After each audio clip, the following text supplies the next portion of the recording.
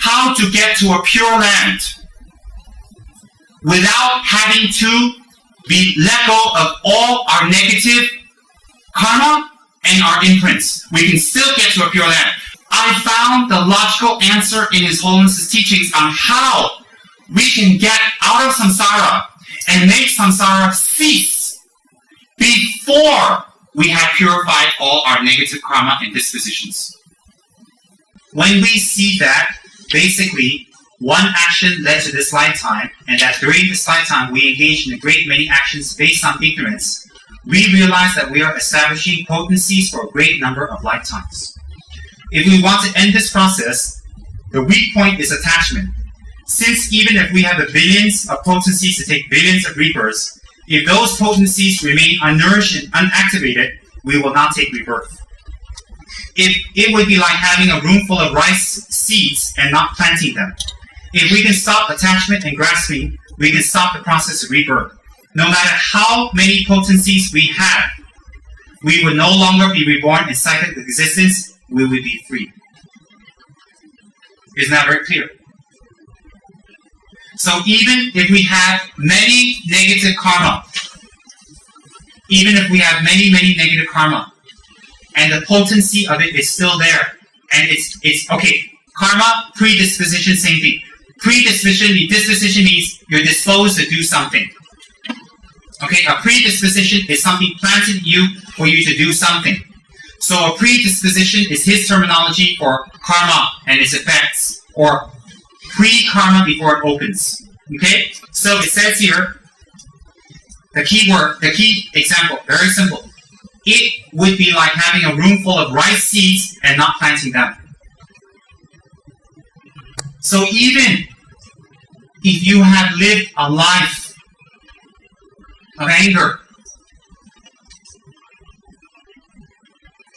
and jealousy and laziness and miserliness, and you have all those karma with you, if you don't activate those karmas, it will not fruition. If they do not fruition, you will not take rebirth in samsara. So therefore, if we do our preliminary practices, we correct our motivation, we follow our teachers well, especially for Tantra, we receive a Tantric initiation such as Vajrayogini, and we practice it from our heart, and by holding our vows in Tantra, by holding our vows with the 50 verses of Guru devotion, we really do what our Guru says. Even it's like a mule, we just do it. By following that, and we don't do anything else, we don't intellectualize anymore, we just do what our Guru says, then all those potencies will not arise. All the previous karmas that's there will not open. Why? If you don't put water on the rice seeds, the rice cannot grow. Therefore, if you don't create the environmental condition for those karma to ripen, it cannot ripen. So temporarily, you're all right. So at that moment, you can ascend to Vajrayogini's paradise. You can ascend to Vajrayogini's paradise with your negative karma carried up there like excess luggage. And while you're up there, purified without having to take rebirth in samsara again. Does everybody understand that? Taking rebirth in the Pure Land before we become enlightened is possible. The Dalai Lama said so, indirectly here. What did His Holiness say? If we stop, listen, attachment and grasping, we can stop the process of rebirth. Control your anger. Stop it. Control your laziness. Push yourself. Control your miserliness. Give. Control your irresponsibility. Force yourself. And even before you have purified all your negative karma, if you follow the tenets in Vajrayogini, you will ascend to Kachara paradise. with your negative karma. Why? Why? Listen carefully. Why?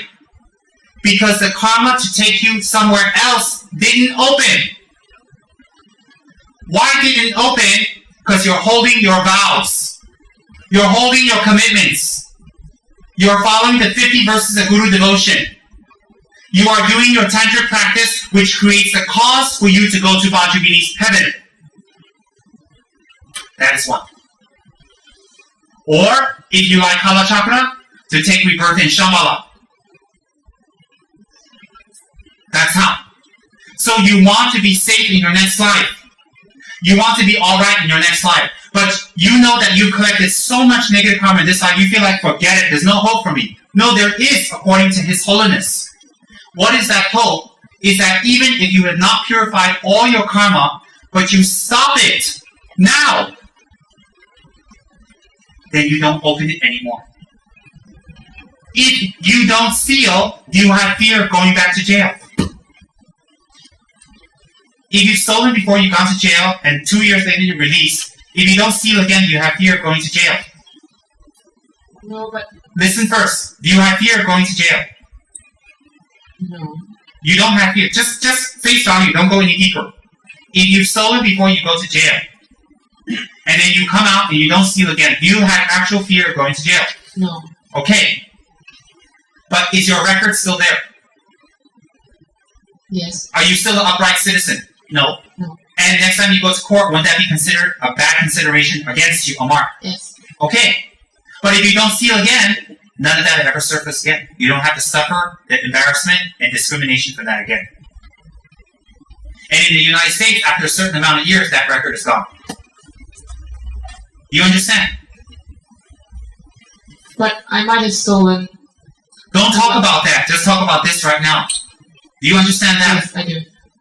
What you have done before, the karma has not opened yet. You don't have to experience it. So instead of hanging out in the disco, jumping up and down naked, you're at home doing Vajragini's retreat.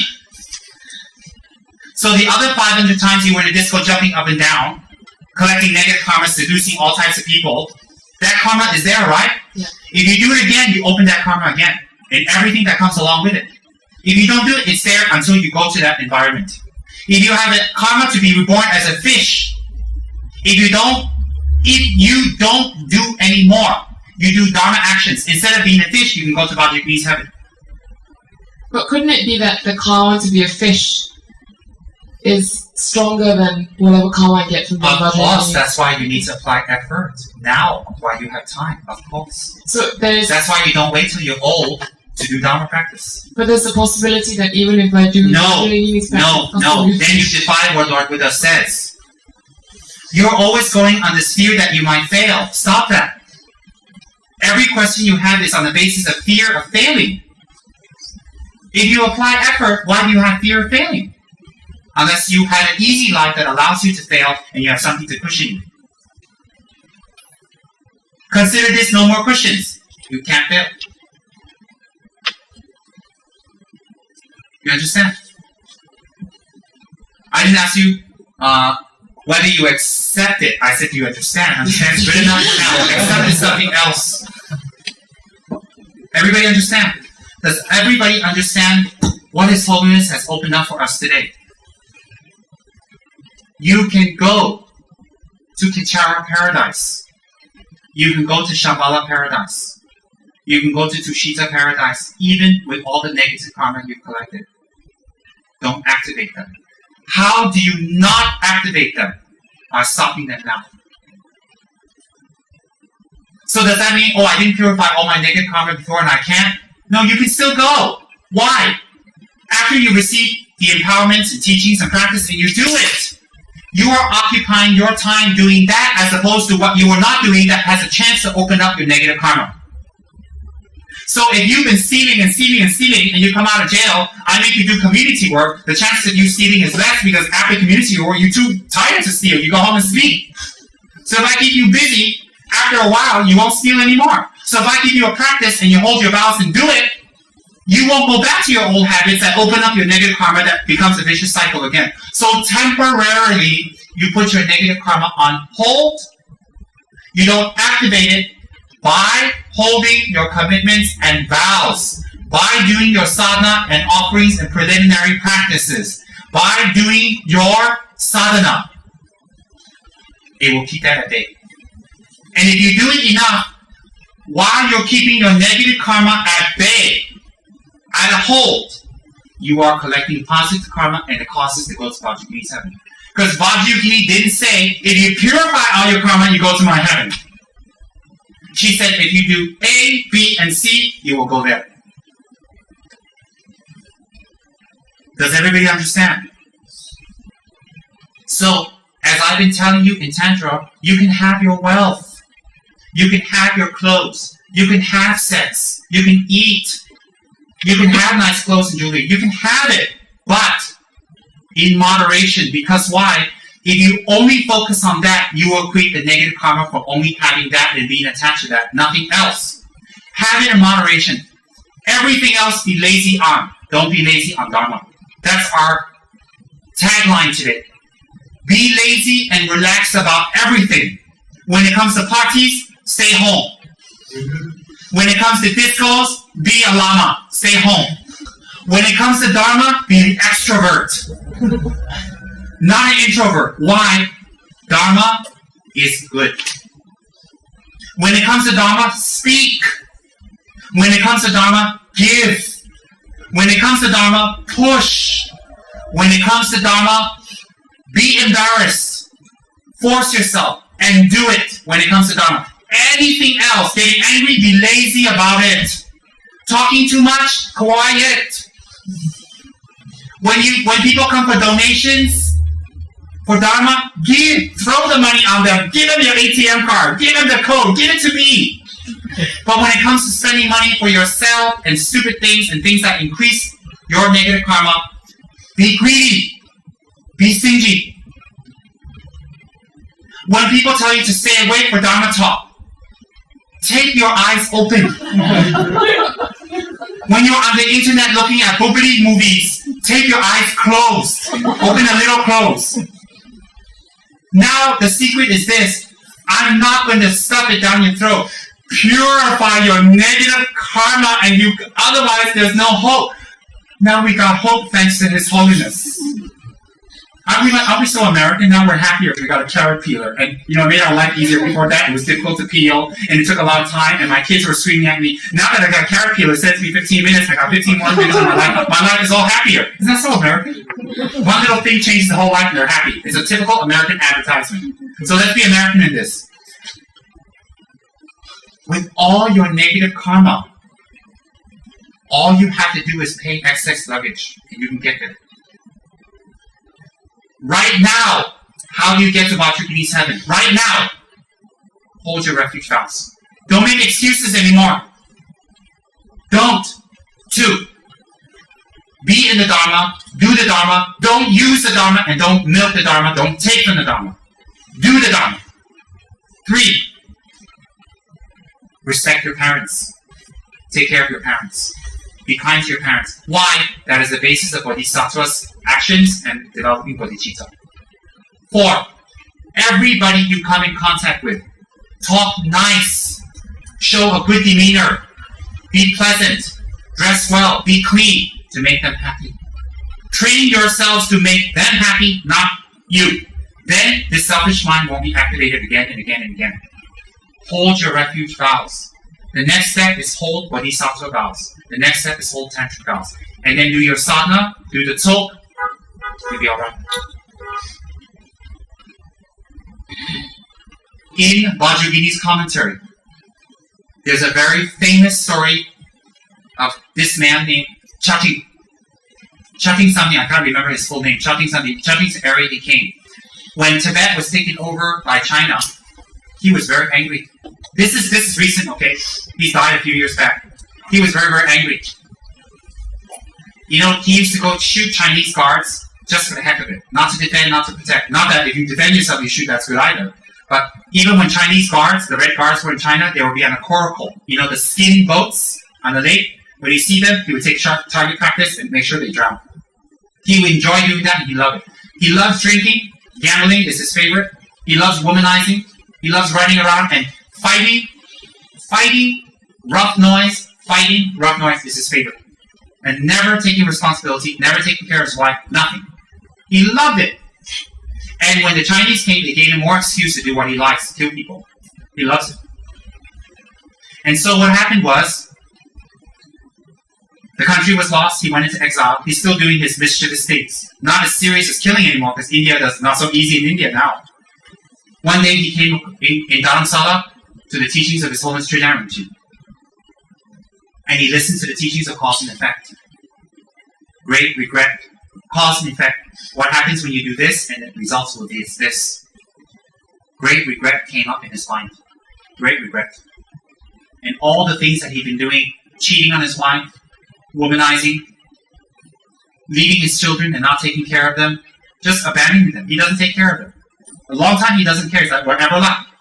And fighting, talking incessantly, and also, that's part of it. He likes to talk and just talk and talk and talk and talk, gamble and drink and killing people.